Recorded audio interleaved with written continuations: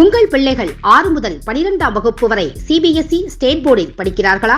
அவர்களை அதிக மதிப்பெண் வாங்க வைக்க ஈசி வழி Chanakya international academy coaching centre for all subjects 7823910123 ciacademy21@gmail.com.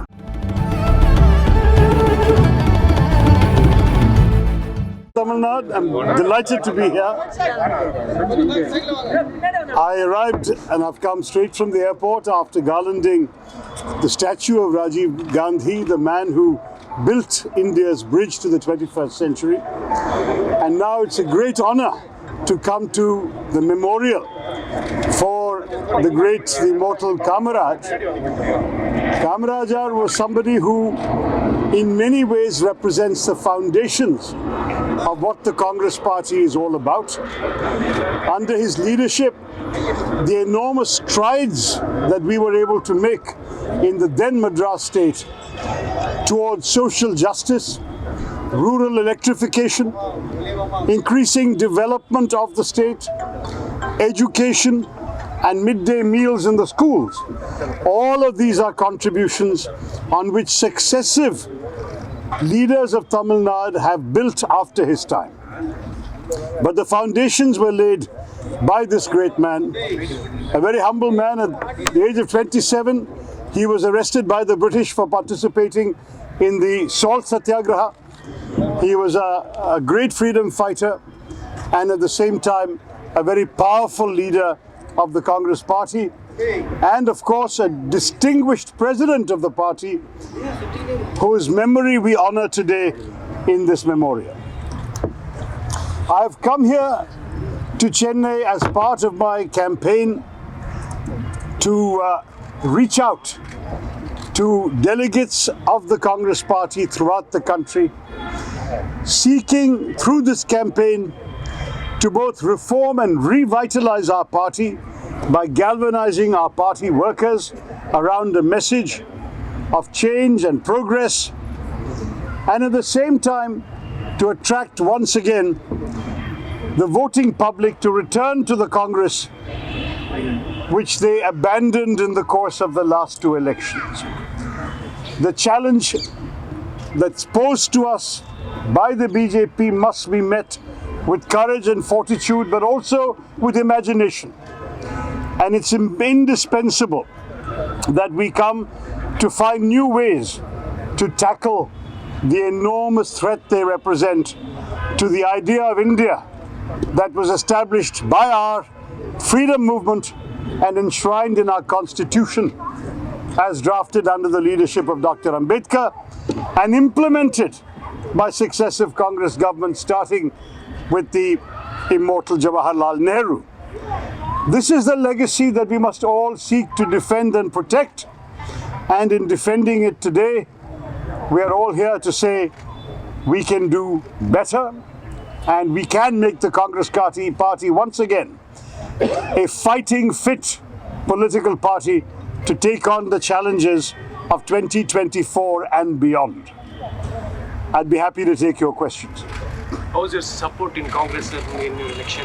Well, I'm getting an enormous amount of feedback from ordinary party workers, the young people, delegates, shall we say, from the next generation, which is very gratifying to me because they are the future and they're also the majority of our country. You all are. You are a young man yourself. 35 years of age or below is 65% of our population. So it is their country. This is a young India. I want Congress to be the party of young India. I want it to represent the aspirations and the dreams and the hopes of young India, just as Rajiv Gandhi attempted to do 40 years ago and succeeded in his initiation of the telecoms revolution and the IT revolution. We too have to now move forward to seize the opportunities available to young India in the 3rd decade of the 21st century. So I'm very happy to have the support of the young people. The seniors in the party, for the most part, have stayed, as it were, with the establishment. But we are open. Today I got a call from a 91-year-old delegate in my state of Kerala saying, I'm not young, but I see you for the future. And he is voting for me. So there are people like that also. I'm not turning away any support. We need young and old, men and women, senior leaders and ordinary workers. We need everyone to join us in this great adventure of making a rejuvenated Congress to lead young India. What is the mood in the northern parts, sir? Well, I have begun my campaign in Nagpur and moved south. I'm going back north now, and I will be in Mumbai, Lucknow, Bhopal, Patna, Calcutta, as many places as I can reach. The problem is, of course, that we have very limited time. The entire campaign is over on the 16th of October. And our nominations were cleared only on the 1st, scrutinized and approved on the 1st. Sir, will you go So, to Chhattisgarh? in 2 weeks, there is not a lot to be done. But we are talking to people in the north on the phone and through other messaging. And the messages we are getting are extremely encouraging. I think that what we are seeing is a groundswell of support across the north for a campaign that talks about badlav or change in a very constructive spirit. So simultaneously, Chhattisgarh is the Congress party. I know I've been to Chhattisgarh very recently because I went there for the annual convention of the All India Professionals Congress. And I find it very difficult now in such a limited time where there are only so few days left to go back. But I'm talking to as many people as possible in every state, and I'm hoping to reach everybody through messages. That's the best we can do in a campaign of such a short duration. as you and Karge are going on in a vigorous campaign, there seems to be a simultaneous campaign by Rahul Gandhi called Bharat Jodo. But that's a wonderful thing. I marched in the Bharat Jodo Yatra. I'm a huge admirer of the effort that has been undertaken by Rahul Gandhi and by hundreds of young people who are marching with him. We have the so-called Bharat Padayatris who are going all the way from Kanyakumari to Kashmir. And then we have others who are joining for 2 days, 3 days, 10 days, whatever they can spare in their own states. I myself marched for 3 days in Kerala, and I can tell you that the public enthusiasm is incredible. 6:30, 7 o'clock in the morning, you are seeing literally lakhs of people out there to cheer this on. This is an extraordinary feat that Rahul Gandhi has launched upon, and I'm very glad that though the presidential election is over in 20 days from the beginning to the end, the Bharat Jodo Yatra will go on for 150 days.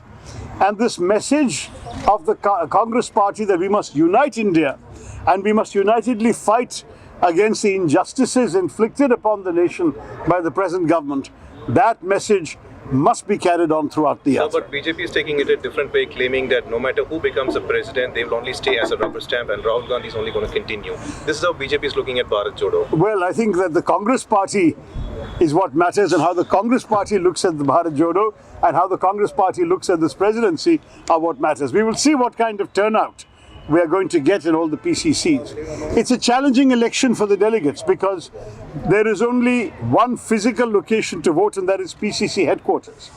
That means that in say Kerala, people from the northern part of the state have to travel hundreds of kilometers to reach Thiruvananthapuram to vote.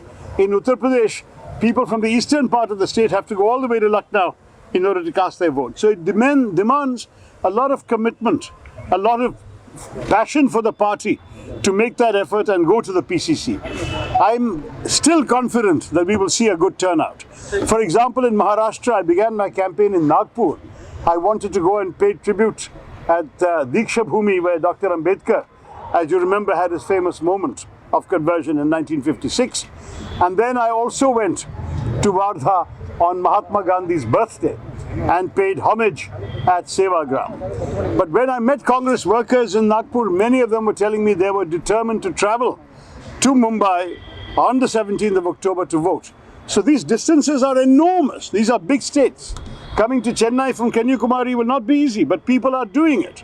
People are willing to put the message across, and that shows the commitment of the Congress workers to the Congress party. So I think whatever other parties may say about our election, please see how our party workers behave and how they show their commitment to the party. call yourself a candidate of change. But in one of your recent interviews, you said it would be foolish to do away with the pedigree or assets you call it the Gandhis. Would that not be an anathema to the... No, that's not the change I was talking about. I was talking about the change in the way in which, sorry, the way in which we work, and in particular, the need to empower our karyakartas, our grassroots workers at all levels. Currently, we find ourselves in a situation where all decisions are taken in Delhi and people at the bottom level are just told this is what you have to do. We want to change that. I want to be the voice of those who are clamoring for more respect to reach the lower levels of the party, for ordinary workers who want to have more access to the decision makers in the party, for there to be more decision making and more consultation at all levels. If we empower our workers, they will feel a greater sense of ownership in the party, and that's what I want to see happening. I might add that I stand by what I said on the Gandhi family. I believe they're indispensable assets to the party. Their blood, quite literally, has been mixed with the DNA of the Congress party for a century now, and as a result, a lot of people in our party workers, the length and breadth of the country, have a strong sense of allegiance and love for the Gandhi family, which also animates their commitment to the party. But equally, if you look at something like I was describing of the Bharat Jodo Yatra, it would be a very foolish president who would want to throw away the attention and the inspiration that a leader is able to attract from the general public. What we need to do is to add to that. So we need to be able to add to our current appeal other elements that will take us above the 19% we won in 2014 and 2019 and take us to a much higher figure in 24. That is the ambition, and that's why the fact that this election is taking place with 1.5 years to go for the election, the general election, gives us enough time, or just the right amount of time, to start our effort to take back this government and this country. But would there not be a conflict between the high command culture you want to do away with and sustaining the Gandhis? No, I think the idea is precisely to do this in a constructive and cooperative way. I want to stress, whoever wins this election, the real victory we want is the victory of the Congress party. Whether Mr. Kharge wins or I win, the Congress must win. And the Congress winning is a question of everybody in the Congress feeling empowered, feeling positive, feeling committed, and one day feeling victorious also in the elections. For that, we need to be able to all stay together. So there is Bharat Jodo and there is Congress Jodo that will follow, keeping everyone together in the party and at the same time fighting unitedly against the forces who are now ruling our country. What kind of role do you foresee for the Gandhis in the event of you winning? That will have to depend on the post-presidential election scenario. I'm sure that discussions with them are going to be very important for any president. Discussions to see what kind of role they're comfortable with. After all, if they had wanted to continue running the party, it would have been very easy for them to do so. Because Rahul Gandhi was elected in November 2017 for 5 years. He could have withdrawn his letter of resignation, he would automatically have continued. And the working committee would have welcomed that. He clearly doesn't want to do that. So we have to ask him what exactly he would like to do. And the same with Sonia Gandhiji, who has led the party so ably and so successfully for a quarter of a century. When you say they are comfortable, the choice be left with the Gandhis or the party? I think there would have to be mutual discussion and accommodation. That's how any mature, constructive, cooperative relationship must be constructed. So at this point, whom do you think the Gandhis family is supporting? You or Gandhi? Well, I did speak to all three Gandhis and their line was very clear. They said that they want a free and fair election in the party. They said to me very clearly that they would stay neutral. There would be no official candidate, so-called, and that they wanted all the institutions of the party to stay above the fray and to permit each candidate every opportunity to reach out to the delegates. That's what's going on. I must say I was very assured further after their assurances to me by the statement by Mr. Madhusudan Mistry, the Chief Election Authority, which is available on YouTube and and I tweeted the relevant chunk of it, when he said that those who are claiming that there is an official candidate, they are not speaking the truth. And he said that in Hindi and he said it twice. What about Tamil And then he added that there would be a secret ballot, that every voter need not take instructions from anybody else. It is their ballot, it is their vote. Not only can they vote in secret, there will be no identification on the ballot paper as to who is the voter. And when the voting is over, the ballot boxes will be sealed. They will be transported to Delhi. The seals will be broken only in the presence of the candidates and their agents. All the votes will be mixed together, so no one knows where the votes came from, and only then will they be counted. So the election authority in the party is going out of its way to ensure that the election will be free and fair. And I think that's a measure of the Gandhi family's sincerity in ensuring that there will be no tipping of the balance in this process. And we are obviously very grateful for that. What about support from Tamil Nadu Congress Committee? You know, I have spoken to the TNPCC president, and he has convened this meeting tonight at 8 o'clock. I'm going from here to IIT Madras to speak to the young people there. And then I will be coming back to Satyamurthy Bhavan for a discussion with all those who are able to come. Many have told me they will travel from their constituencies, but I'm not expecting anything like 100% turnout. That's not possible. First of all, the notice was very short on my part, and secondly, the messages went out, I think rather late after we had spoken to the PCC chief. But I will say that anyone interested is still welcome to come. We will talk, and we will try and message them. I have a manifesto which I'm going to send out in Tamil. We have had the translation done. We will also try and make sure that people reach the message to everybody that we are very loyal to the Congress party, and at the same time we want reform. That's the message we're giving everyone. So if your side wins the election, on Ambedkar, and It's published on the 1st of October. Yes, sir. And so we are living in a highly polarized country right now, where Sadly. caste-based atrocities are at an all-time high, and Islamophobia. So how will Congress sort of concretely take charge and bring about a positive change in this regard? I have to tell you, that's one of the core messages of the Congress.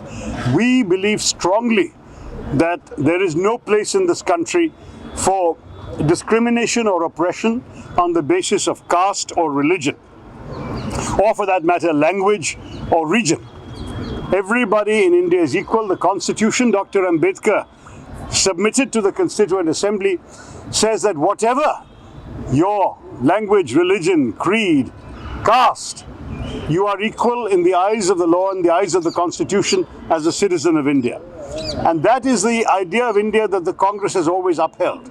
We will strongly resist any attempt to discriminate or oppress people on the basis of their factors of birth. There's only an accident if you are born in one caste, or born in one religion, or born in a family that speaks one language. That is simply your culture in this country, but it is not something that in the law or in our political stand would have any place. So I assure you, there will be no letdown from the Congress party on these issues.